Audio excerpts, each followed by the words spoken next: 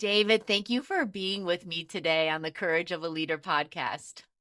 Amy, I'm really honored, kind of humbled. I have great respect for the person that connected us. Sherry Wynn is a fellow speaker and Olympic athlete, and national championship winning basketball coach. And she relentlessly, over a while, said, "Have you talked to my friend Amy yet? Have you been on her Yeah. podcast?" For her to have that much confidence and belief in someone tells me all that I need to know about you. We see her persistence and why she has achieved all that Yeah, she has. Yes, and no she question, was exactly right. We needed to be in each other's for sure. spheres. And I'm super excited about what we're going to discuss today, David. We are going to talk about how to lead a hybrid or remote team from afar.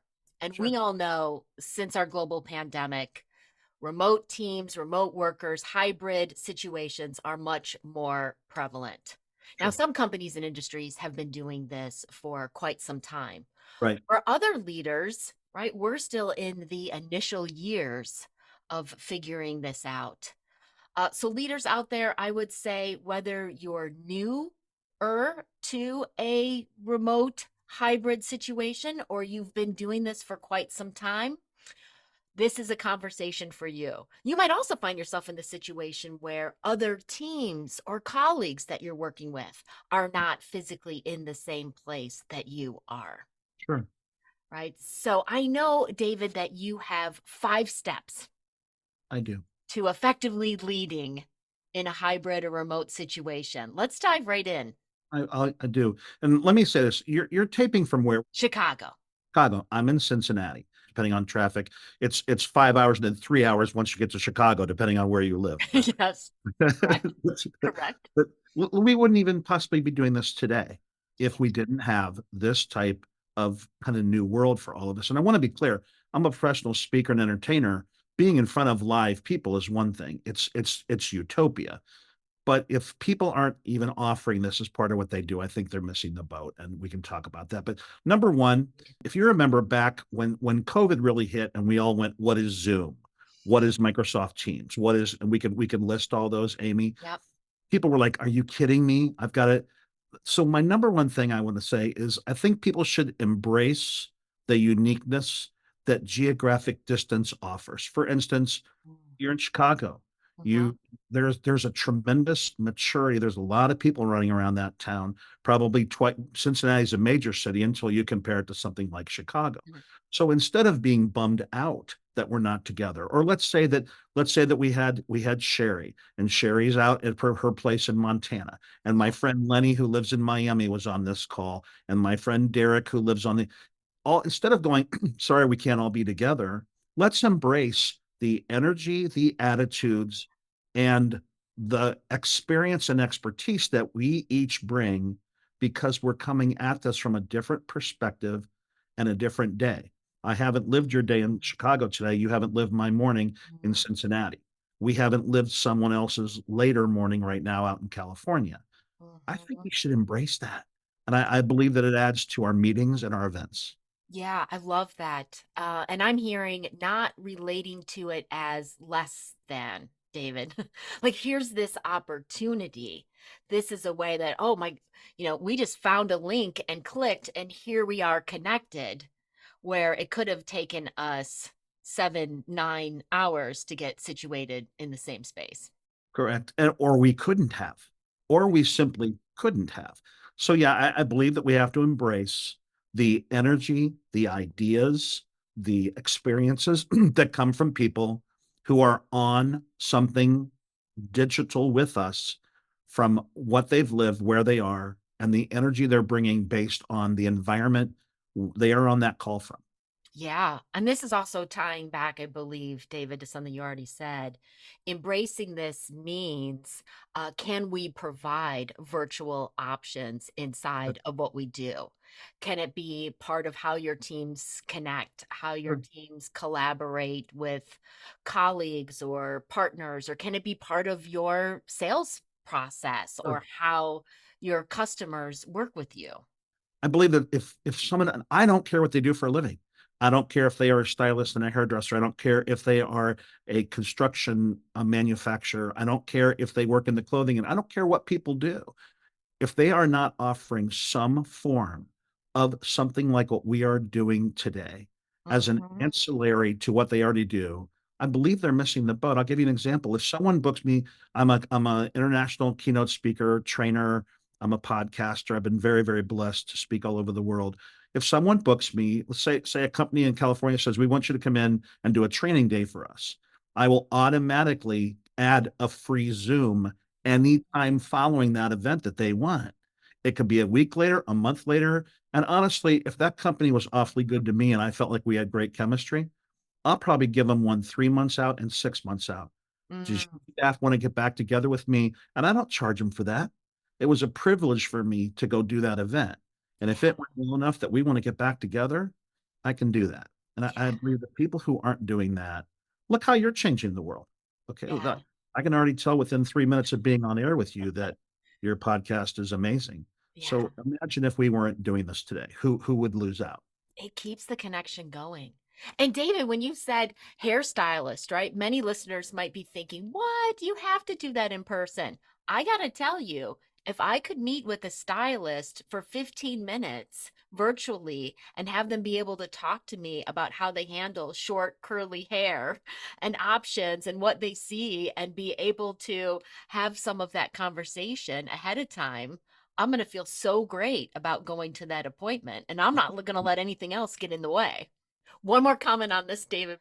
In talent development, right, our field, we've been Sure. talking about blended learning for a long, long time. And we've been trying to make it happen. But it always seemed like virtual was less than. Virtual was the optional. The real learning happened in the in person parts of the program. And now people have experienced full leadership development programs Sure. virtually. And now they get this is all part of the program, all part of the process. And we're actually experiencing true blended learning, I which I agree. get excited about. I think people, I couldn't agree more with what you just said. However, I still think it could be less than if people don't take it seriously. And that is why, or they don't prepare. Obviously, you prepared for today. Obviously, I did. I sent you some things we've talked before, but not everyone does that. And that is where these 5 steps came from. Mm, I saw people not preparing, treating these virtual meetings or get-togethers or events like a joke, and that mm, is why you see people put up a still shot and they mute their mic and go play golf, and it looks like they're at the meeting, but they're not, mm, mhm. because they could see that the other people didn't take it seriously. Why should they? So embrace the uniqueness geographical distance offers. Right. Number two, and I teach this, I do a couple different things, but I talk about relationships for a living. I talk about leadership, and I talk about team building for a living. I, Yeah. I do about 200 live talks a year, and then I do coaching on the side. And no matter which of those genres I am talking about, I believe in what's called thorough brevity. I believe we have to adopt a thorough brevity communication style when we are on something like this. I want you to remember back to the pandemic when we first started getting on these Zooms and Yep. people had no idea what to do. And you'd have somebody going on and on and on. And somebody went to get a drink and came back, and that person. I believe that we have to allow people to, and let's say that had a bunch of people. I would say, Amy, during our podcast, someone can give us a tangent timeout. That means Mhm. they think that this has run its course. Give us 30 seconds to bring what we're talking to a close so that you can go on, which I will do right now. So literally someone puts up the T signal or But indicates it. you would say, hey, okay, there's 8 of you on the panel today. There's about 20 of you who've come in to watch. If you think that we've run, if a topic's run its course, and we're not being mean, we're Mm, just say, hey, tangent I've timeout. got it. I've got it. We Yeah. think this topic, and you give that person up to 30 seconds to bring it to. You're not cutting them off in mid sentence. Hmm. Somebody can't say something in 30 seconds. It probably doesn't need to be said. I love this. Like, let's figure out some of the ways of operating, some process prompts that we could use, right? If everybody has their video on, they could put the T signal into the video or give me a green check, right? Sure. Like if you've got it and you feel like, okay, we can How move about this? this topic, a How about clap. this? People go on and on and on and on, not to convince the people who are watching. They have to convince themselves that Mm, they actually said it correctly. yeah. What's the brevity? Saying as much as you can using as few words as possible. Yeah. Thorough brevity. Sounds like an oxymoron, but it sounds aspirational. All right, David, before we go into number three, let me tell listeners more about you. Da- David Coleman is an award winning speaker who provides wildly entertaining and engaging presentations. You've heard it already on a wide variety of topics, including dating and relationships, leadership, public speaking, team building, and more. No matter the topic, the location, or the size of the group, or the format, count on David to deliver and infuse unmatched energy. Nationally recognized and celebrating more than 25 years of masterful speaking experience, David can relate to and capture any audience. David is known for his ability to create unique learning experiences. Every program he delivers combines engaging content with group energy designed to accelerate participants towards success. Thank you for sharing your experience and your expertise with us today, David. Thank you so much. It's an honor to be here, Amy. It's you run a great show here, and it's nice to be a part of it. Yeah. Well, it doesn't happen without great guests like you. So, step number three. I'll tell you where step number three came from. I was on an important Zoom. This is during COVID. I Yep. was on a very important Zoom with some people. At least I thought it was going to be important until I looked up and three of the people were wearing pajamas. Someone was literally eating and dripping stuff all over them. So number three from leading from afar is I don't believe we should allow our interactions on digital forms like this to become disrespectfully casual. I'm not saying we have to show up in coats. I'm not in one today. I don't think we have to be overly serious and overly dramatic and overly formal. But if we've come together for a purpose, that purpose should be that time. And we shouldn't be in pajamas. And we shouldn't make fun of the fact that we're not wearing anything below the belt because we can't see each other below the belt. And as we talked about before we came on, my girlfriend is in the other room and she has my energetic half Jack Russell, half Beagle. She's playing with her right now so that pup doesn't, and she just came into the room. That's hilarious. So she doesn't disrupt what we're doing. But I don't think that should happen to any form or fashion. Yes, there's a balance here, right, David? We're coming into each other's homes and stuff happens, right? There could be a leaf blower that comes through that starts blowing in the neighbor's yard right now, right? I can't control that. But what do we do? How do we set ourselves up for success, right? Amy, what would it say to you if you came on today and we'd scheduled this and Yeah. I'm in a white t-shirt and obviously I haven't taken a shower today and I'm like, oh, is this today? Oh yeah, it is today, isn't Yeah. it? And I'm so sorry. Yeah, let me hop on. How would you feel? Right. Are you excited about having me as a guest? Are you glad you put in all that prep time? And let's say that we decided to have this meeting for a reason, and Mhm. everybody's treating it like a joke. I just don't believe we would never do that kind of stuff in person. Right. Why? We'd be called out. We wouldn't be Right. respected. Our Right. opinions wouldn't be valued. Why do we do it online? Why? Yeah. Because we're home and or we're at our home office and we can be as casual as we. Now, I'm not talking about a family group that gets together or a card group that gets together and says, "Hey, let's play." I'm not talking about that. Yeah. Yeah. I'm talking about when that meeting has a reason, and the Yeah. reason is an important one. We're still meeting with people, right? Even though those people are behind screens to us, we're still meeting with people and they deserve our respect. I know you know this, but every interaction we have with someone leaves an imprint on them. It's Yeah. it's basically our fingerprint. What Yeah. fingerprint do we want to leave from that interaction with them? I love that. I love that. And I would say, Zoom fatigue is a real thing. So if you and your teams have so many meetings that there is real fatigue, then have the respectful conversation about, okay, during these updates, we can have our cameras off, right? Or during this, like, then be overt about the expectations. So I'm not all of a sudden wondering, why did those three people go dark? Why are they not showing up in the way that I would expect them to? Because I had prepared this content and I was ready to have an interaction today. And as a good host did, you led me right into number 4, which is Okay. when you said people go dark, number 4, I believe, is we should be rewarding engagement like we are having right now, participation and results, not just because somebody clicked on and said, "I'm here, there's my screen. Oops, I'm gonna mute my microphone." So somebody might go, "Oh, 51 people showed up at my meeting last night. Really? How many of them had their still up?" Well, 40. How many had their microphones on mute? Oh, 35. But they were there. Really? Were they there? But Right. I believe we should be rewarding engagement, participation, the results that happen, not just because somebody clicked on.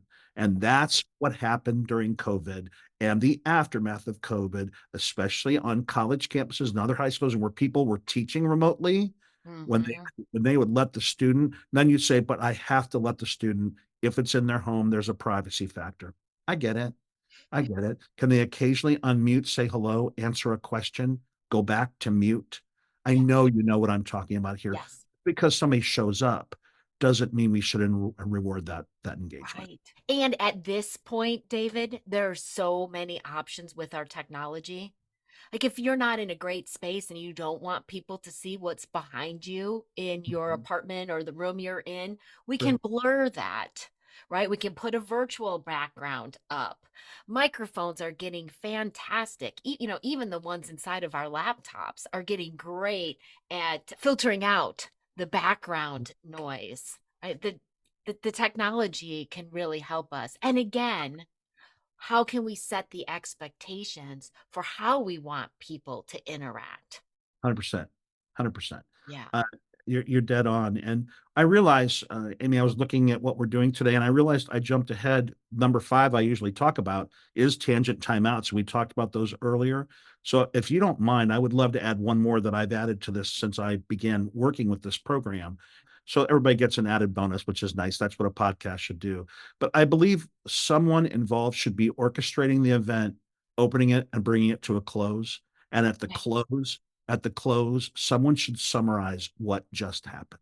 Ah, In our military, when they train someone, they say, "Here's what I'm going to train you on." yeah. They train you, and then they tell you what they just trained you on.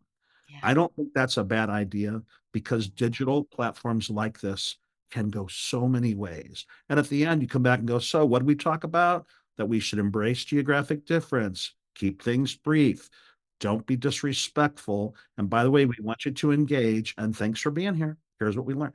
Yeah. That's what I think we have to do so that digital formats like this, like Zoom, like Teams, like whatever someone's using, doesn't seem like it was a burden or worthless. Yes.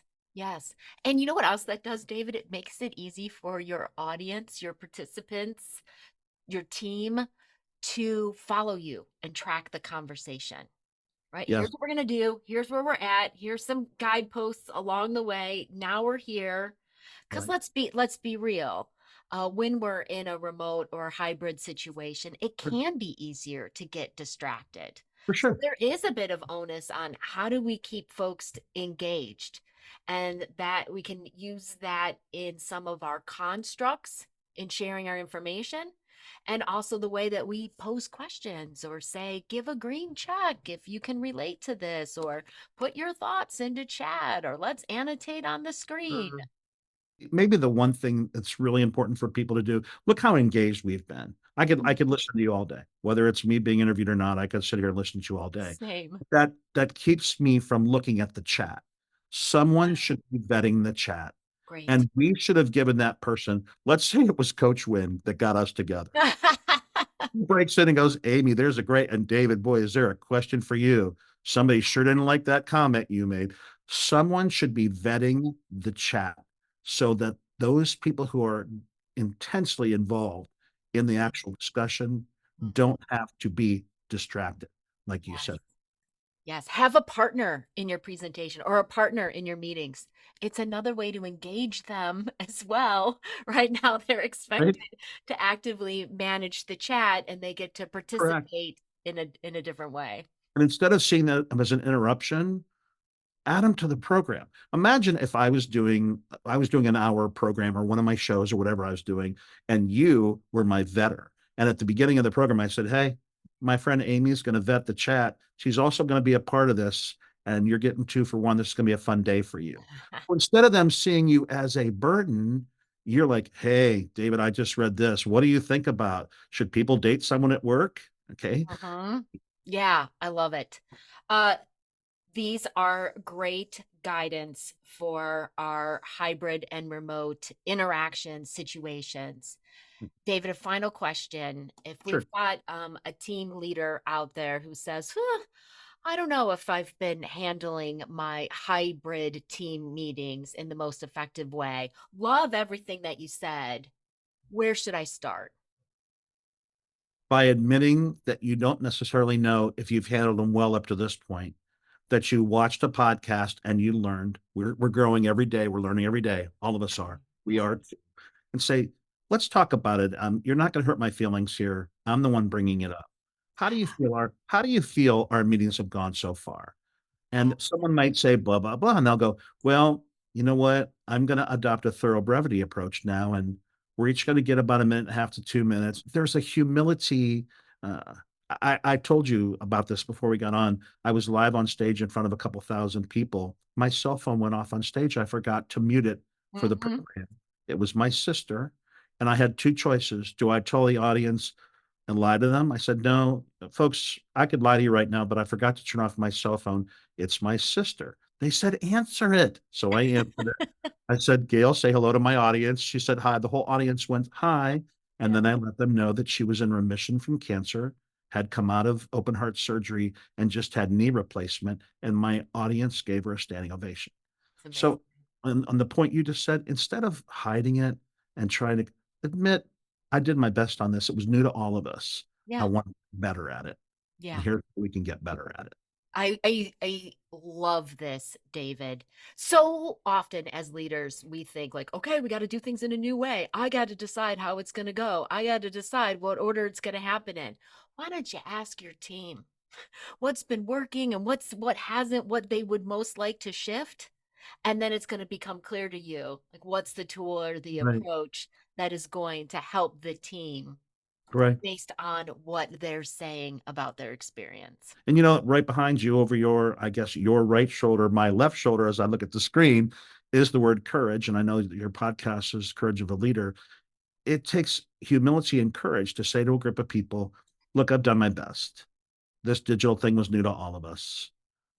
How do we make it better? And I've how do done you my get best. better? And Yeah. I know my best hasn't been good enough, folks. I'm the first one to admit it.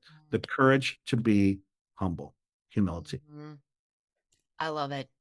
That's a Sure. great note to end on, David.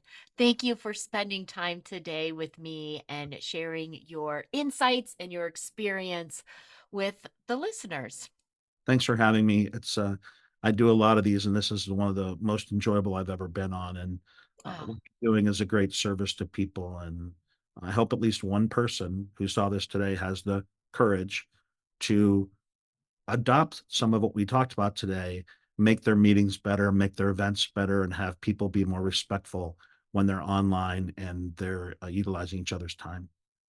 thank you, David. That means a lot coming from you, and I share your intention for everyone listening today. Thank you. Thanks for having me.